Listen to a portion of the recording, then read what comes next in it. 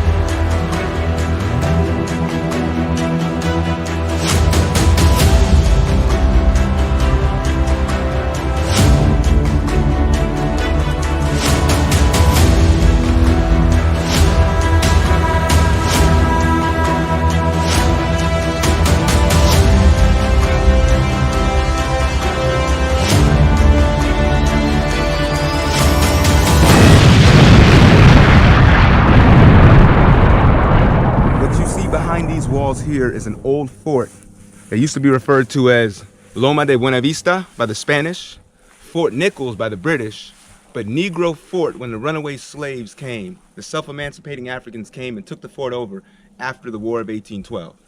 And what happened was during the War of 1812, the British were looking for allies. They were looking for Native American allies, African allies, and any ally that they can find to fight against the United States government. What ended up happening was the runaway slaves and the Native Americans decided we're going to fight on the side of the British because your enemy's enemy is your ally. And they did so. But after the War of 1812 was over and the British lost this war, they left the fort, Fort Nichols, to the blacks. And they named it Negro Fort. Negro Fort became a place where hundreds of Africans ended up residing and fighting and protecting their freedom. And not only were they fighting and protecting their own freedom within the fort and right around the fort, but hundreds of runaway slaves continued to escape into Florida and seek the defense and the protection of those who were living in Negro Fort. So by 1815 and 1816, you had a series of Maroon villages surrounding this whole entire area here of about 800 self-emancipating Africans who had their own villages, growing their own pumpkin, growing their own corn, raising their own livestock, living free and fighting for their freedom. And this is the location in which those in Negro Fort defended and protected the area. The revolutionaries living at Negro Fort were a mixture of Africans and American-born blacks. Some of them retained names such as Congo Tom, Carlos Congo, or Carlos Mayumbe. There were others like Abraham, who would go on to play a vital role in the Seminole Wars in the future.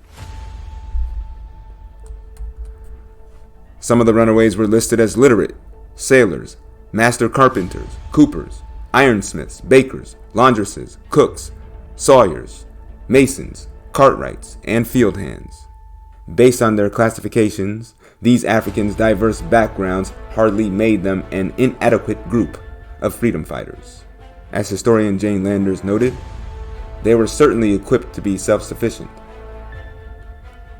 The general of Negro Fort was a 30-year-old runaway carpenter by the name of Garçon, who was claimed by a Don Antonio Montero.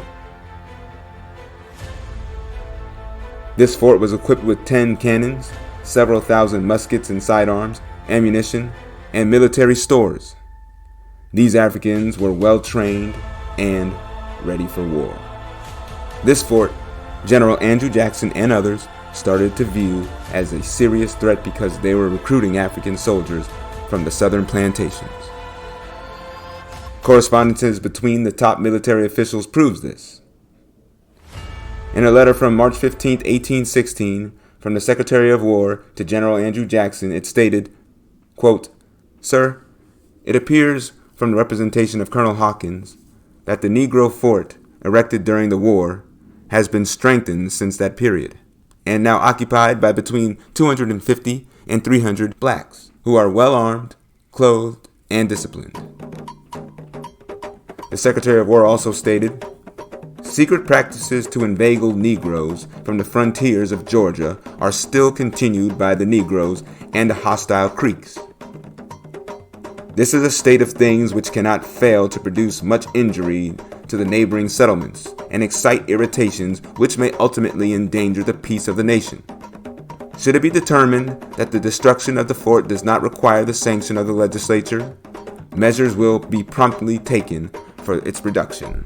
In another letter on March 20th, 1816, from General Edmund Gaines, where Gainesville gets its name, to Jackson, the general states, "If intercourse could be opened down the Apalachicola, it would enable us to keep an eye upon the Seminoles and the Negro fort. The Negro establishment is, I think justly, considered as likely to produce much evil among the blacks of Georgia and the eastern part of the Mississippi Territory. Will you permit me to break it up?" General Andrew Jackson responded with, quote, "If they are stealing and enticing away our Negroes, they ought to be viewed as a band of outlaws, land pirates, and ought to be destroyed." Close quote.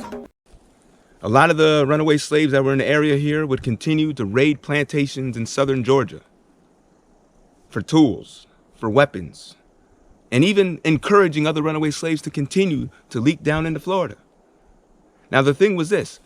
A lot of the planters were starting to compare Negro Fort and the depredations of the Africans here in Florida to Saint-Domingue, also known as Haiti. They did not want another Haiti on their hands. In fact, they tried to keep it a secret in the media.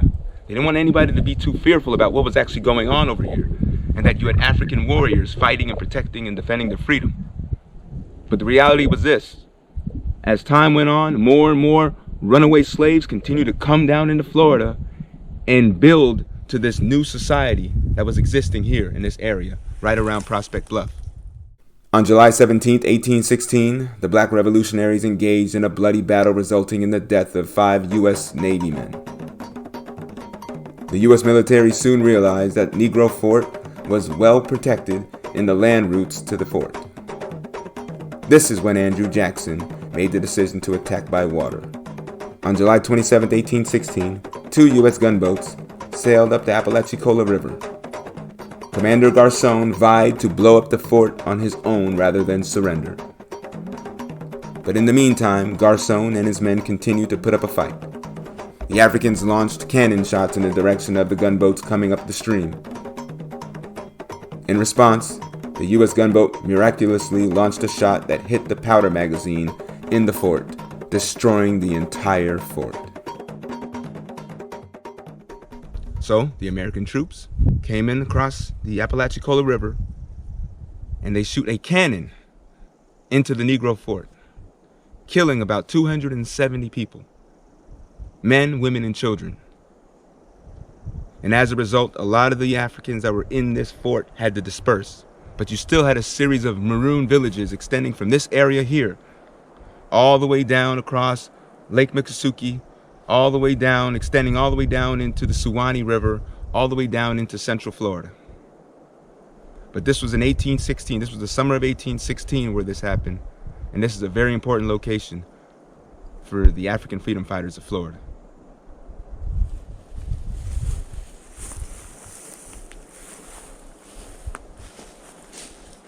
Of the approximately 300 people that were in the fort, only about 40 of them survived. Garcon was later captured and executed. Abraham, from Pensacola, was able to escape. Some of these refugees from Negro Fort were able to make their way to the Suwannee River and establish Maroon villages, where we will take our next trip.